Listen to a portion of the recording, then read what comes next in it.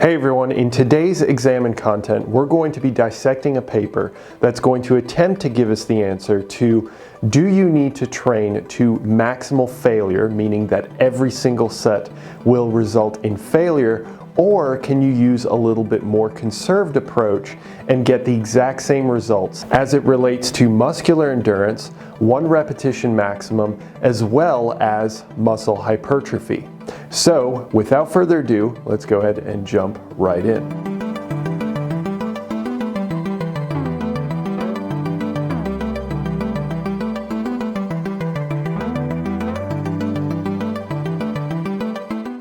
So before we get into the results of the study, let's figure out exactly what their experimental methods were. So who were they measuring? What their age was? What were they measuring? Things of that nature.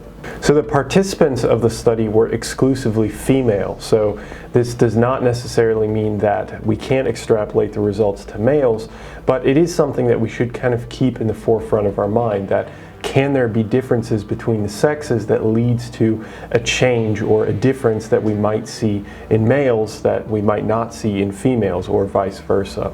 The other point is that they looked at younger females, so women that were in their 20s primarily. And on top of that, they also looked at physically active individuals, so relatively healthy individuals, but not individuals that had undergone any sort of resistance training in the last 6 months. Now, another point to be made is looking at nutrition, which is certainly a massive variable when it comes to any sort of body composition, training, anything related to that field.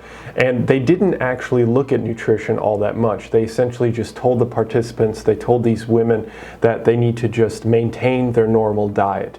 So if they had manipulated nutrition a little bit, or kind of created kind of a baseline level with a dietitian, that might have helped the study's strength. But in terms of telling them to not change anything, that can also serve as at least a decent baseline, so that we can know that the results that we get from this study are not because of sudden changes that might have occurred in nutrition for one group over another group. So in terms of the actual measures, they used 4 different variables. So they used muscular endurance, 1 rep max, as well as muscle hypertrophy, so how much the muscle actually grows, and the 4th one is torque.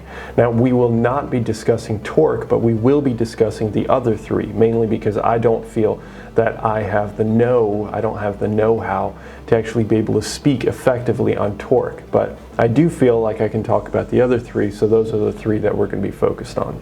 And finally, talking about how they actually split up their participants. So they had a relatively large sample size, so their N was actually quite high, which is great. It's fantastic to see. Now, that said, they used 3 groups. The first group was the failure group. So they had failure at 4 sets of 7 repetitions. And then they had another group where they did 4 sets of 7 repetitions, but it did not go to failure. And then finally, they had a last group, which they probably didn't need, but I think it's still important, and it does kind of create a little bit of variability, gives you a little bit more information on what's really the most important variables when it comes to the results of this study. And the last group was a group that worked out, did not go to failure, and did less volume. So they only did 3 sets of 7 repetitions. So now let's move into the experimental results. What did they actually find? Now, the first graph is kind of a housekeeping graph, which essentially just shows the amount of volume that each condition did. Now, remember that the first 2 groups, the failure group and 1 non-failure group, did the exact same amount of volume. Now, in terms of the last group, they did a little bit less, about 1,500 kilograms less volume. So again, volume would be the sets times the reps times the weight that was actually lifted. Now, the next graph is the one that's probably going to actually tell us something. And this is where they measured muscular endurance. So for how many repetitions can they accomplish with good form at the appropriate tempo that the researchers wanted. And it looks like in all 3 groups that you see an increase in muscular endurance. So they measured at baseline, then they measured 5 weeks later, and then they measured at the very end at 10 weeks. And they saw an incremental rise in that actual endurance capacity of the muscle. Interestingly, however, they did not find a statistically significant difference between the groups. So that means if you go to failure or if you don't go to failure, volume equated or not, you don't see a change in your endurance capacity. Now the next graph is looking at muscle thickness. So they essentially used an ultrasound and were able to measure the amount of muscle growth through the muscle thickness. So how many more contractile units, how many more structural units were added to that musculature, to that bicep. Now as a quick point on the muscle thickness, they actually had to wait 5 days before they could actually measure it. So after the last training day, they waited 5 days to measure it. And the reason for that is because if they hadn't, then there would have still been considerable amounts of edema, so a lot of swelling and water that's found in areas, well, in this particular situation in your arms, due to intense resistance training.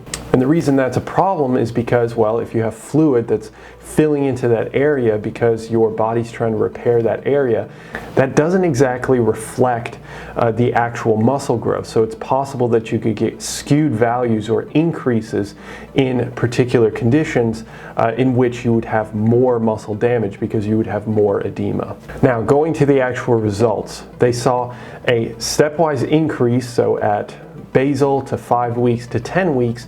In the failure group, they saw an increase in muscle hypertrophy or muscle thickness. And then in the volume equated non-failure group, they also saw an increase at 5 weeks and at 10 weeks that was statistically significant. Now, those two groups actually saw increases in hypertrophy, which was statistically significant from their last group. And that's why I think it's interesting that they added this last group, because it does give you a little bit more information. So if the volume was not equated, then you saw lower levels of muscle hypertrophy. And the final graph, which isn't really a graph, it's more of just a table, is the measure of 1 rep max. So being able to lift a particular weight one time maximally with good form. And what they found is that they saw an increase at 5 weeks and at 10 weeks in all 3 conditions with no statistical significance between conditions, meaning that in any scenario you see the same level of increase in your 1 rep max, regardless of if you go to failure or if you even equate volume, or at least within that level of volume.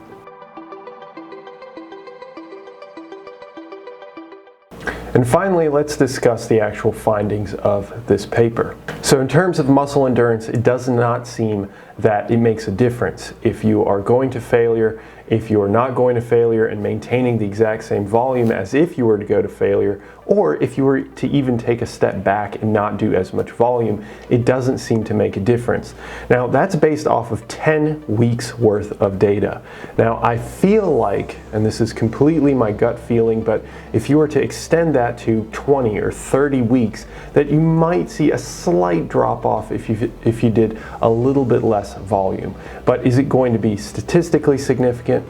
Probably not, mainly because they only took off 1 set. So if you eventually get to the point where you have to do 12 sets to maintain your frame, your body, then if you were to then knock off 4 or 5 sets off of that continuously for a long period of time, then maybe your endurance would decrease. But within the level of just doing 4 sets continuously and then just knocking off 1 set, that may not be enough, at least in that short term of just 10 weeks, to actually see a change or a hurt on your endurance level. Now in terms of muscle thickness, which is pretty telling of muscle hypertrophy, it was relatively expected that if you increase the amount of volume and you equate the volume between 2 conditions, those 2 conditions are going to have higher levels of muscle hypertrophy. This is actually something that has been touched on pretty recently by researchers like Dr. Brad Schoenfeld, who's done a few different studies on this topic, and he has shown the exact same results. Now they also mentioned this actually in their paper. They mentioned a few other studies that also corroborated this. So in terms of that, it's not incredibly surprising. So if you do less volume, you're going to see less muscle hypertrophy based off of this study and actually a few other studies. As a final note on this, they did mention in this paper some of the other studies that have also found discrepancies, so having lower volume and still seeing the same amount of muscle hypertrophy. Now, in this study they mentioned, and I quote, "However, these authors observed the same muscle hypertrophy even in groups who performed a lower amount of total work. The possible discrepancies between these studies could be explained by the different training protocols used and the different populations studied, i.e. men versus women." And I think that's incredibly telling, mainly because we mentioned that at the beginning of this content, that if you are just going to be measuring women, it's difficult to necessarily extrapolate that out to men. And I think that's actually more true for men to women, mainly because most of the studies in the past have been essentially all in men, and some of them have been combined men and women. And now we're starting to try and catch up and add more studies that are specific to women. So if I necessarily buy that the difference is in sex, not necessarily, but it could be a reason, and it could be many, many other reasons. As for example, their experimental measures could have been completely different, or didn't account for edema, or whatever it might be. There are a series of different things that could be causing this discrepancy, but it's good that they actually mentioned this study at least, so that you have some idea of both sides of the story. And finally, 1 rep max. I don't really have too much to add here. Essentially that if you work out, if you haven't worked out in the last 6 months and then you work out, your 1 rep max increases across all conditions. Doesn't really surprise me all that much. I think again, if the discrepancy in the amount of volume, maybe if one group had only done 1 set and the other 2 groups had done 4 or 5 sets, you probably would see a difference in 1 rep max between conditions, between groups. But because it was just a 1 set cutback as opposed to 4 or 5 or 10, I think in that situation you're not going to see much of a difference, and especially if it only extends out to 10 weeks.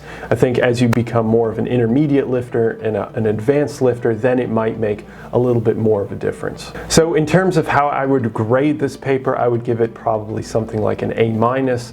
I think overall it's a solid paper. It's a really simple paper. They just did a few measures. They wanted to figure out if this was going to be the case for women specifically, as opposed to many other studies that have looked at men exclusively or a combination of the two. So it's a nice gap filler. It kind of fills in a void that may have been needed. Is it groundbreaking? No, it's not. But it's a good paper. There are a few small things I would have changed, like the preacher curls and the nutrition, but aside from that, I think it's a great paper.